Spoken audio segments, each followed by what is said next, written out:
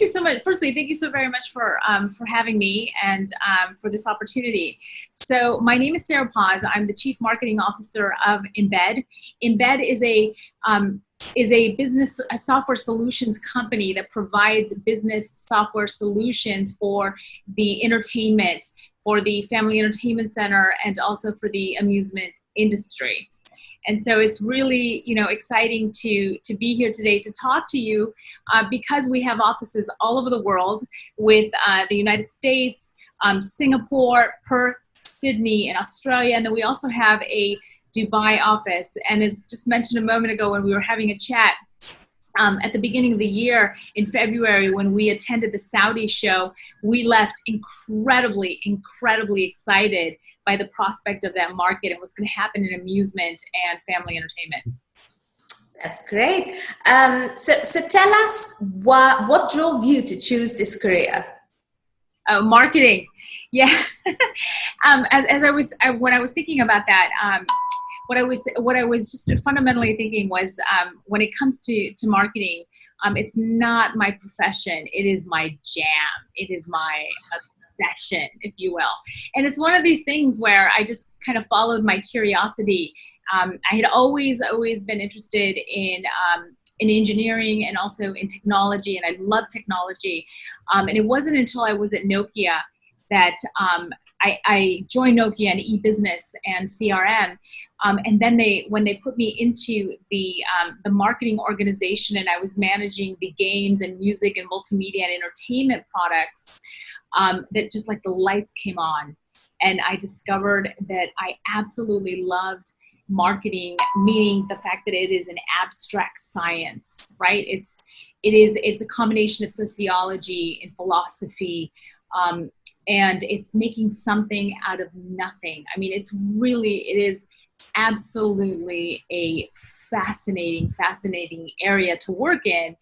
Like I said, it's my jam. I love finding ordinary solutions to extraordinary problems.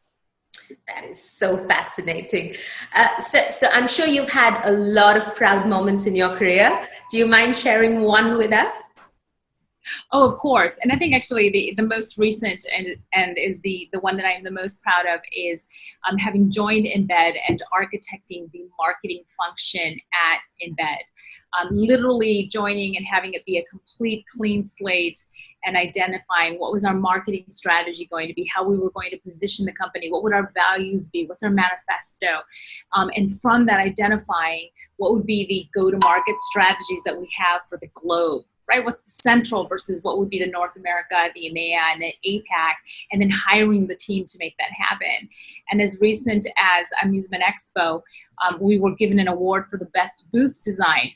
And again, that falls under marketing, right? What does the booth look like? What's that consumer journey within the booth? How do they discover your product? How do you engage them? And I have to tell you, at that point, that was the very pinnacle. I was like, wow, we're a year in and we're collecting awards, and it's just been a really, exciting time. And I think what I'm most excited about that, what I'm most proud is that the entire company came together and said, this isn't just, marketing isn't just something that you do, it's everything that you do. Every consumer touch point, every consumer interaction either makes or breaks your brand. And when the entire company came together and understood that, then we realized that our manifesto and our value system informs every business and operating decision that we make. And we weren't just out to transform our company, we're out to transform the industry and transform the business of fun. And that, to date, is the most exciting project I've worked on and probably the proudest I've been. And, proud meaning of my team, right? Because it takes a team to do that. So I have another question. So what do you think that's the one thing that will change the entertainment and leisure industry's future? Well, it's what's quite interesting about the time that we are living in is the fact that, up until now, the industries themselves that come together to become attractions and family entertainment have adopted technology without question, right? Right. But haven't been as fast moving, let's say, as other industries. And the reason being is because regardless of whether there was an economic downturn or not, people always found a way to celebrate their kids' birthdays, right? So the industry, the history of the industry has literally been quite immune, if you will, to economic downturns until now. And this pandemic has specifically hit the attractions industry and the family entertainment industry particularly badly because they're high traffic areas that were the first to close, right? The first to feel the impact. Right. And I believe that as we speak right now, the industry, and I've seen it, the industry has come together. This is what I love about this industry, right? It's a very professionally generous industry. They've come together, they've huddled and said, okay, what does this mean in terms of hygiene protocols and cleaning protocols, right? What is this going to mean in terms of social distancing? What is this going to mean in terms of technology, meaning contactless payments, specifically using mobile to pay for everything so that you don't have to deal with cash or coins or tickets, which tend to keep a virus for about 3 days. So I believe that this time has been a forcing function for the industry to evolve, and that's a good thing. It's good for the consumer, it's good for the industry, and I think we only have exciting days ahead of us. I'm certainly really excited. Well, that I completely agree with you there. I think that is so true. I have a couple of fun questions too, because I think it's very important to know these things because you interact with people on a daily basis for business, but there might be small little things that not everybody really knows about you. Okay. So tell us about your favorite family entertainment center. Oh, well, I can't just have one, obviously. I have so many. I have to tell you, this is what I'm fascinated with. Okay, I'm fascinated with the family entertainment centers that have what they're like a black hole. They're literally absorbing everything in their path, so that you'll enter some of these venues, and it's on such a scale that it's unlike anything I had as a child. Right, when I would go play pinball, hit the local arcade. These include advanced and sophisticated F&B offerings. The games. I mean, let's talk about the games. Virtual reality, mixed reality. I mean, it's on a scale, and even the humble foosball table, right, where you're playing with this, even that, I've seen foosball tables that can accommodate groups of 50. And so when we look at these family entertainment centers, right, that have this mass offering, what just impresses me is that not only have they taken into consideration the consumer journey, right? So how do people arrive? How do they check in? How do they engage? How do they book their parties, right? Not only have they thought about that, but they've thought of every demographic, right? So there's something for the child, there's something for the family, there's something for the teen, there's something for the young adults, there's something for people in their 20s. And I've even been to them when they're having board meetings, right? Because they'll have meetings, they'll have these rooms, function rooms, right? And so they'll have board meetings during the morning. And so their entire revenue mix and the way they look at the revenue model is so sophisticated. It captures the imagination of what's possible. And I've seen it on a massive scale in the Middle East. As we know, there's really massive players like MAF and Landmark, both of whom are EMBED customers. And then when you look at Dave & Buster's in the United States, I mean, it's literally like its own town. It's its own city. Walk into these massive structures.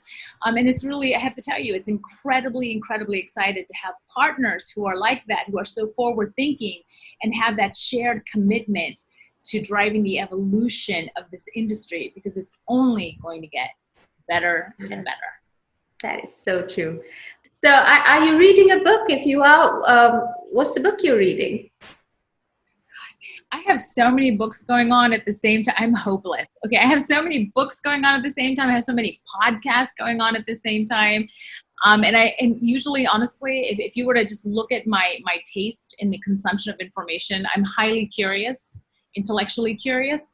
And so rather than actually talking about a book, I will say, white papers from McKinsey, Harvard Business Review. And if we were talking about podcast, HBR has a phenomenal podcast. Goldman Sachs, their podcast is so good that they split it into two. And, even Oprah with their master classes is fascinating. Even Goop. Actually, Goop is a very interesting podcast as well. And I heard Brene Brown just opened up her podcast, so I can't wait to listen to that. But like I said, I'm hopeless. I've got a list all the time of what I'm trying to catch up on because I love it. I have a last question for you. Yes. Are you a coffee person, a tea person, or you don't like any of the beverages? Oh, I mean, both. I know. It might not look the worst interview. I'm so sorry. I'm the worst participant, right? Because you're probably thinking, just give me one. Actually, no, both. Really, it really depends on where you are. So if I'm in Morocco, I'm having tea and I'm having mint tea, right? Right. And especially in Marrakesh, in those Marrakesh markets, right? Yeah. And so there I would have tea. And even in Asia, Vietnamese tea, Thai tea, you can't beat that. And even that is that are in Singapore, I mean, the way they make the tea with the condensed milk is sensational.